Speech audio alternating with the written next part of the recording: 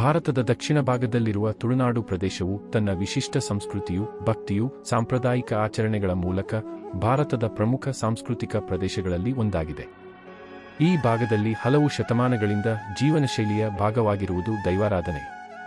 ಇದನ್ನು ಕೆಲವು ಕಡೆ ಭೂತಾರಾಧನೆ ಎನ್ನುವರು, ಆದರೆ ತುಳುನಾಡಿನಲ್ಲಿ ಇದು ಕೇವಲ ಭೂತಾರಾಧನೆ ಎಂಬ ಬಿಟ್ಟ ಶಬ್ದವಲ್ಲ, ಅದು ಈ ಪ್ರದೇಶದ ಜನರ ನಂಬಿಕೆ, ಭಕ್ತಿ, ಸಂಸ್ಕೃತಿಯ ಜೀವಾಳವಾಗಿದೆ.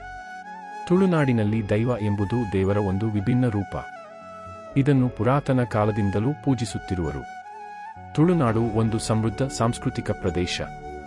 ಇಲ್ಲಿನ ಜನಜೀವನದ ಪ್ರತಿಯೊಂದು ಹಂತಕ್ಕೂ ದೈವದ ಆರಾಧನೆ ಎಂಬ ಶ್ರದ್ಧೆಯ ಜೀವಾಳ ಬೇರೂರಿಕೊಂಡಿದೆ. ದೈವಾರಾಧನೆ ಇಲ್ಲಿ ಕೇವಲ ಆಸ್ತಿಕತೆಯ ಚಿಹ್ನೆಯಲ್ಲ, ಅದು ಜನಜೀವನ, ಸಾಮಾಜಿಕ ನ್ಯಾಯ, ಸಂಸ್ಕೃತಿ ಹಾಗೂ ಆಧ್ಯಾತ್ಮದ ಅವಿಭಾಜ್ಯ ಭಾಗವಾಗಿದೆ. ತುಳುನಾಡಿನ ದೈವಾರಾಧನೆ ತನ್ನ ವಿಶಿಷ್ಟತೆಯಿಂದ ಭಾರತದ ಇತರ ಭಾಗಗಳಿಂದ ಭಿನ್ನವಾಗಿದೆ. ಇದು ಶಕ್ತಿ ಆಧ್ಯಾತ್ಮದ ಪಥವಲ್ಲದೆ ಸಾಮಾಜಿಕ ಜವಾಬ್ದಾರಿ ಹಾಗೂ ನ್ಯಾಯದ ಸೂಕ್ತ ಪ್ರತೀಕವೂ ಆಗಿದೆ. ಪ್ರಾಚೀನ ಕಾಲದಿಂದಲೇ ತುಳುನಾಡಿನ ಜನತೆ ದೈವವನ್ನು ಪೂಜಿಸುತ್ತಾ ಬಂದಿದ್ದಾರೆ. ಈ ದೈವಗಳು ಸಾಮಾನ್ಯ ದೇವತೆಗಳು ಅಲ್ಲ.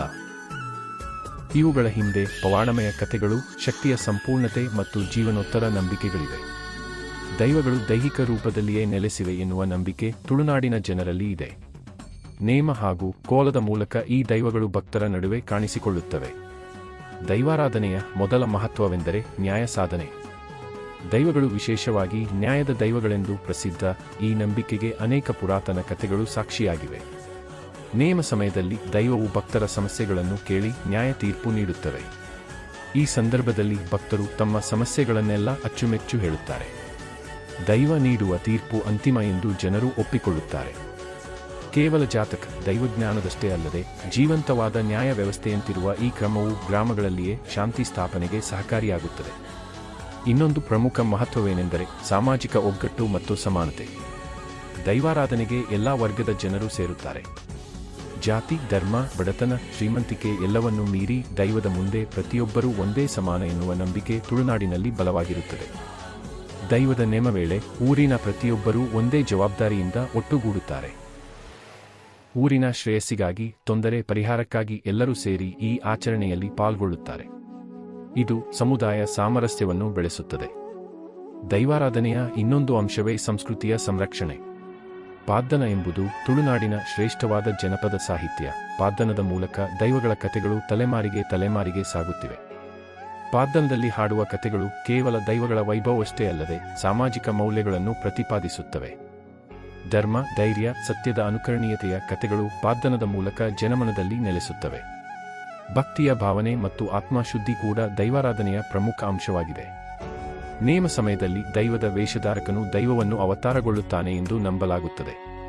ಅವನ ನಡೆನಾಡಿ, ನೃತ್ಯ ನೋಡುತ್ತಿರುವ ಭಕ್ತರಲ್ಲಿ ಭಕ್ತಿಯ ಅತೀವ ಭಾವನೆ ಮೂಡುತ್ತದೆ. ತಮ್ಮ ಮನಸ್ಸಿನ ಕಳಂಕಗಳನ್ನು ತೊಳೆದು ಶುದ್ಧ ಮನಸ್ಸಿನಿಂದ ದೈವದ ದರ್ಶನ ಪಡೆದು ಸಂತೃಪ್ತಿ ಪಡುವ ಶಕ್ತಿಯೇ ದೈವಾರಾಧನೆಯಲ್ಲಿದೆ. ದೈವಾರಾಧನೆ ಇನ್ನೊಂದು ಅಪರೂಪದ ಅಂಶವೇನೆಂದರೆ ಪರಿಸರ ಪ್ರೀತಿ. ಹಲವಾರು ದೈವಗಳು ಅರಣ್ಯ ದೇವತೆಗಳು. ಪಂಜುರ್ಲಿ ದೈವ, ನಂತಿಬೆಟ್ಟ ದೈವ ಇತ್ಯಾದಿ ದೈವಗಳು ಪರಿಸರ ಸಂರಕ್ಷಣೆಯ ಪ್ರತೀಕವಾಗಿವೆ. ಇವುಗಳ ಪಾದ್ದನಗಳಲ್ಲಿ ಅರಣ್ಯ ಮತ್ತು ಪ್ರಕೃತಿಯ ಮಹತ್ವವನ್ನು ತಿಳಿಸಲಾಗುತ್ತದೆ. ದೈವದ ನೇಮಗಳ ಮೂಲಕ ಪರಿಸರ ರಕ್ಷಣೆ ಮಾಡುವ ಜವಾಬ್ದಾರಿಯು ಜನರಲ್ಲಿ ಮೂಡುತ್ತದೆ. ಇಂದಿನ ಯುಗದಲ್ಲಿ ಜಗತ್ತು ಬೇಗನೆ ಬದಲಾಗುತ್ತಿದೆ. ನಗರೀಕರಣ, ತಂತ್ರಜ್ಞಾನ, ಆಧುನಿಕತೆಗಳು ಎಲ್ಲೆಡೆ ಹಬ್ಬುತ್ತಿದ್ದರೂ ಕೂಡ ತುಳುನಾಡಿನ ದೈವಾರಾಧನೆ ತನ್ನ ಮೂಲ ಶಕ್ತಿ ಮತ್ತು ಶ್ರದ್ಧೆಯೊಂದಿಗೆ ಬೆಳೆಯುತ್ತಲೇ ಇದೆ. ಇದರಲ್ಲಿ ಹೊಸ ತಲೆಮಾರಿನೂ ಭಾಗವಹಿಸುತ್ತಿರುವುದು ಈ ಸಂಸ್ಕೃತಿಯ ಬಾಳಿಕೆಯನ್ನು ತೋರಿಸುತ್ತದೆ. ಭಾರತದ ದಕ್ಷಿಣ ಭಾಗದಲ್ಲಿರುವ ತುಳುನಾಡು ಪ್ರದೇಶವು ತನ್ನ ವಿಶಿಷ್ಟ ಸಂಸ್ಕೃತಿಯು, ಭಕ್ತಿಯು, ಸಾಂಪ್ರದಾಯಿಕ ಆಚರಣೆಗಳ ಮೂಲಕ ಭಾರತದ ಪ್ರಮುಖ ಸಾಂಸ್ಕೃತಿಕ ಪ್ರದೇಶಗಳಲ್ಲಿ ಒಂದಾಗಿದೆ. ಈ ಭಾಗದಲ್ಲಿ ಹಲವು ಶತಮಾನಗಳಿಂದ ಜೀವನಶೈಲಿಯ ಭಾಗವಾಗಿರುವುದು ದೈವಾರಾಧನೆ. ಇದನ್ನು ಕೆಲವು ಕಡೆ ಭೂತಾರಾಧನೆ ಎನ್ನುವರು, ಆದರೆ ತುಳುನಾಡಿನಲ್ಲಿ ಇದು ಕೇವಲ ಭೂತಾರಾಧನೆ ಎಂಬ ಬಿಟ್ಟ ಶಬ್ದವಲ್ಲ, ಅದು ಈ ಪ್ರದೇಶದ ಜನರ ನಂಬಿಕೆ, ಭಕ್ತಿ, ಸಂಸ್ಕೃತಿಯ ಜೀವಾಳವಾಗಿದೆ. ತುಳುನಾಡಿನಲ್ಲಿ ದೈವ ಎಂಬುದು ದೇವರ ಒಂದು ವಿಭಿನ್ನ ರೂಪ. ಇದನ್ನು ಪುರಾತನ ಕಾಲದಿಂದಲೂ ಪೂಜಿಸುತ್ತಿರುವರು. ದೈವಗಳು ಕುಟುಂಬದ ದೇವರುಗಳು ಅಥವಾ ಊರಿನ ದೇವತೆಗಳು ಆಗಿರುತ್ತವೆ. ಈ ದೈವಗಳನ್ನು ಸಾಮಾನ್ಯ ದೇವಾಲಯಗಳಲ್ಲಿ ಕಾಣಲಾಗದು. ಅವುಗಳಿಗೆ ವಿಭಿನ್ನವಾದ ಪೂಜಾ ವಿಧಾನಗಳಿವೆ. ದೈವಾರಾಧನೆ ಯಾವುದೇ ಸಹಜ ಪೂಜೆಯಲ್ಲ. ಇದು ಶಕ್ತಿಯ ಆರಾಧನೆ, ಜನಜೀವನದ ಸಂಕಟಗಳಿಗೆ ಪರಿಹಾರ, ಒಗ್ಗಟ್ಟಿನ ಸಂಕೇತ. ದೈವಾರಾಧನೆ ಸಾಮಾನ್ಯವಾಗಿ ನೇಮ ಅಥವಾ ಕೋಲ ಎಂಬ ಹಬ್ಬದ ಮೂಲಕ ನಡೆಯುತ್ತದೆ. ನೇಮದ ಸಂದರ್ಭದಲ್ಲಿ ದೈವವನ್ನು ಆವಾಹಿಸುತ್ತಾರೆ. ನೇಮದ ಪೂರ್ವಸಿದ್ಧತೆ ಬಹಳ ವಿಶಿಷ್ಟವಾಗಿರುತ್ತದೆ. ದೈವದ ಆರಾಧನೆಗೆಂದು ಊರಿನಲ್ಲಿಯೇ ಅಥವಾ ಕುಟುಂಬದೊಳಗೆ ದೈವದ ಸನ್ನಿಧಾನವನ್ನು ಸಜ್ಜು ಮಾಡಲಾಗುತ್ತದೆ.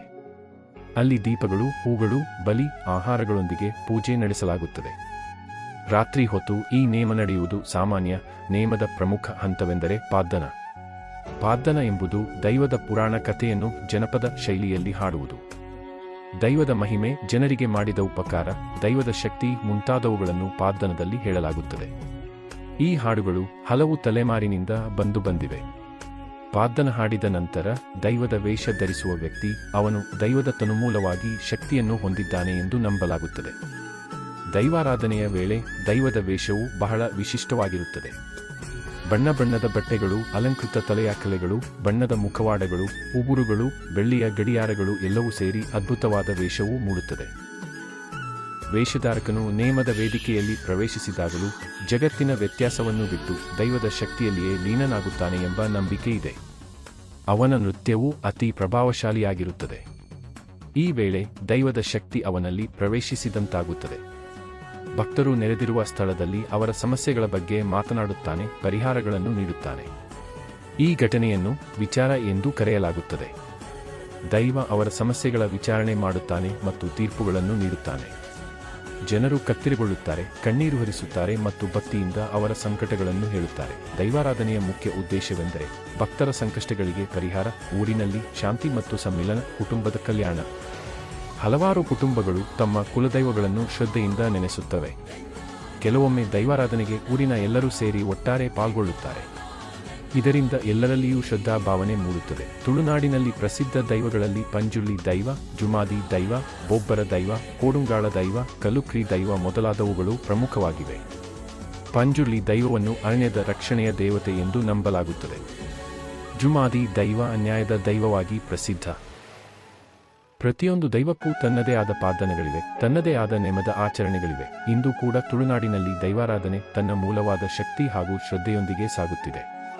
ಆದರೆ ನಿಜವಾದ ಅನುಭವ ಮಾತ್ರ ತುಳುನಾಡಿನ ನೆಲದಲ್ಲಿ ಊರಿನ ಹೊತ್ತಿನಲ್ಲಿ ನೆನೆಸಿದಾಗಲೇ ಲಭ್ಯವಾಗುವುದು. ಒಟ್ಟುಮೇಳವಾಗಿ ದೈವಾರಾಧನೆ ತುಳುನಾಡಿನ ಆಧ್ಯಾತ್ಮಿಕ ಜೀವನದ ಅಡಿಪಾಯವಾಗಿದ್ದು, ಇದು ಕೇವಲ ಒಂದು ಪೂಜೆಯಲ್ಲ, ಆದರೆ ಶ್ರದ್ಧೆಯ ಜೀವಾಳವಾಗಿದೆ. ದೈವದ ನೇಮಗಳು ತುಳುನಾಡಿನ ಜನರ ಜೀವನದ ಎಲ್ಲ ಆಯಾಮಗಳಿಗೆ ನಂಟು ಹೊಂದಿವೆ. ಇದು ತುಳುನಾಡಿನ ಧಾರ್ಮಿಕ ಭಾವನೆ, ಜಾನಪದ ಕಲೆ, ಸಾಮಾಜಿಕ ಒಗ್ಗಟ್ಟಿನ ಪ್ರತಿಬಿಂಬವಾಗಿದೆ. ಒಟ್ಟಾರೆ ನೋಡಿದರೆ ದೈವಾರಾಧನೆ ತುಳುನಾಡಿನಲ್ಲಿ ಕೇವಲ ಧಾರ್ಮಿಕ ಆಚರಣೆ ಅಲ್ಲ, ಇದು ನ್ಯಾಯದ ಸಂಕೇತ, ಭಕ್ತಿಯ ತಪಸ್ಸು, ಸಮಾಜದ ಹೃದಯದ ತಾಳ್ಮೆ, ಪರಿಸರದ ನಾಭಿಸ್ಥಾನ, ಸಾಂಸ್ಕೃತಿಕ ಪರಂಪರೆಯ ಜೀವಂತ ರೂಪವಾಗಿದೆ. ತುಳುನಾಡಿನ ಹೃದಯದ ಸ್ಪಂದನೆ, ಸಾಂಸ್ಕೃತಿಕ ಜೀವಾಳವೆಂದರೆ ದೈವಾರಾಧನೆ. ತುಳುನಾಡಿನ ಸಂಸ್ಕೃತಿ, ಆಚರಣೆ ಇವುಗಳನ್ನು ಗೌರವಿಸೋಣ ನಾವು. ಇನ್ನಷ್ಟು ಇಂಟ್ರೆಸ್ಟ್ ವಿಡಿಯೋಗಳಿಗೆ ಸಬ್ಸ್ಕ್ರೈಬ್ ಮಾಡಿ ಹಾಗೆ ಶೇರ್ ಮಾಡಿ.